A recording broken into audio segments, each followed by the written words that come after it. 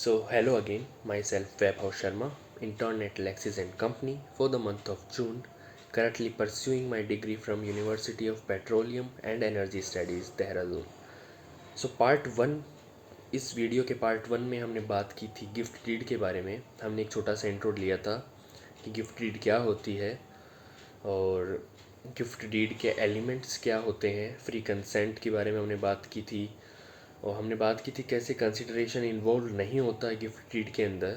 हमने बात की थी कि कैसे एक गिफ्ट डीड को हम कंप्लीट गिफ्ट डीड कह सकते हैं. हमने इसके ऊपर बात की थी. हमने एक केस भी समझा था एक एग्जांपल से इस चीज़ को. अब हम बात करेंगे ट्रांसफ़र ऑफ ट्रांसफ़र की, गिफ्ट डीड के अंदर ट्रांसफ़र के टर्म की.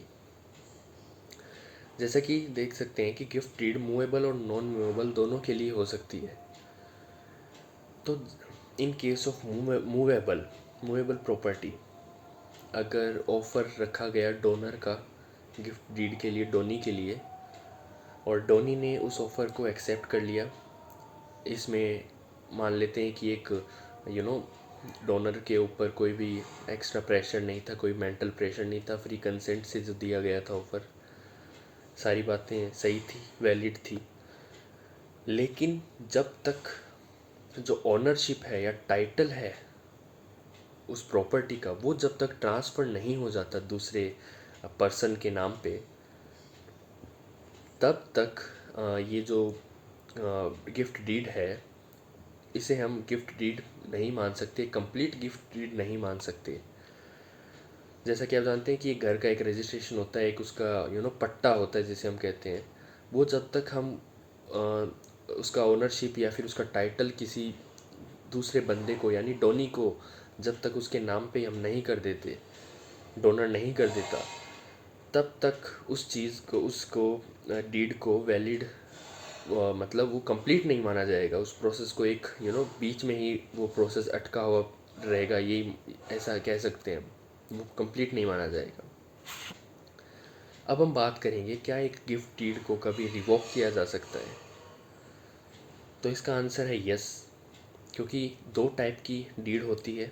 नॉर्मल डीड, जिसे हम रेगुलर डीड भी कह सकते हैं, जिसमें कि एक ऑफ़र होता है, एक एक्सेप्टेंस होता है, जो ट्रांसफ़र ऑफ टाइटल या फिर ओनरशिप होता है.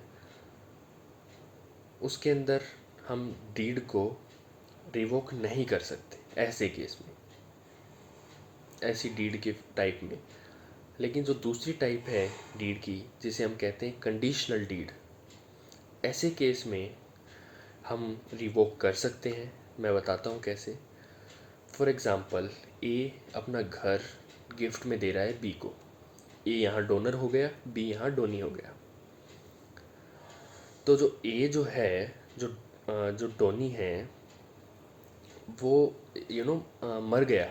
If donee dies before the death of the donor, और जो डोनी था उसके कोई लीगल कोई नीचे था भी नहीं जो उस प्रॉपर्टी को और आगे संभाल सके.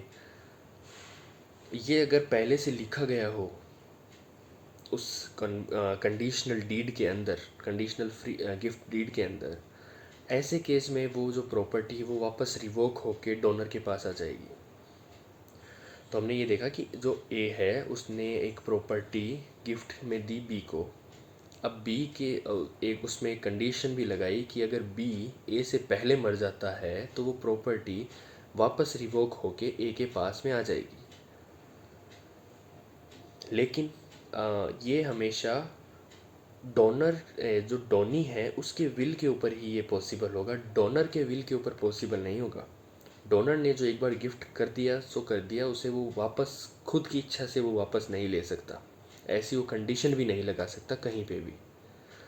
फॉर एग्ज़ाम्पल हम समझते हैं, ए ने 1 लाख रुपए दिए बी को गिफ्ट डीड के तहत.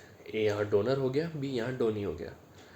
ए ने ये कंडीशन रखी कि जो 1 लाख में से 90,000 रुपये हैं वो बी के पास रहेंगे. बी उसे कभी भी कैसे भी यूज़ कर सकता है. लेकिन जो 10,000 रुपये हैं वो मैं कभी भी उससे मांग सकता हूँ. मतलब 90,000 तो उसके पास में ही रहेंगे, लेकिन जो 10,000 बाकी का अमाउंट है 1 लाख में से, वो मैं उससे कभी भी मांग सकता हूँ. तो ऐसे केस में ये पॉसिबल नहीं है। ऐसे केस में वो 10,000 रिवोक नहीं हो सकते। वो जो 90,000 वाली गिफ्ट डीड है वो वैलिड गिफ्ट डीड रहेगी, लेकिन जो 10,000 वाली गिफ्ट डीड है वो वैलिड नहीं रहेगी, क्योंकि इसमें जो डोनर की जो विल है वो इन्वॉल्व हो गई, और डोनर की विल के ऊपर कभी भी गिफ्ट डीड जो है वो रिवोक नहीं हो सकती। अब हम समझेंगे रजिस्ट्रेशन के बारे में। क्या रजिस्ट्रेशन ज़रूरी है किसी भी गिफ्ट डीड के अंदर? तो हम जैसे कि मैंने बताया कि गिफ्ट डीड मूवेबल प्रॉपर्टी के लिए भी हो सकती है और इमूवेबल प्रॉपर्टी के लिए भी हो सकती है।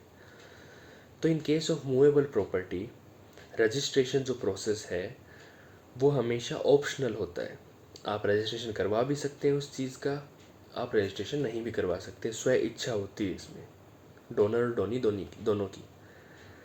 In case of non movable property, अगर कोई घर का केस आ गया, इसमें आपको रजिस्ट्रेशन कराना अनिवार्य है, कंपलसरी है, और इसमें कई स्टैम्प ड्यूटीज़ और वो भी लगती है, वो सब हम डिस्कस करेंगे कल की वीडियो में। So thank you so much.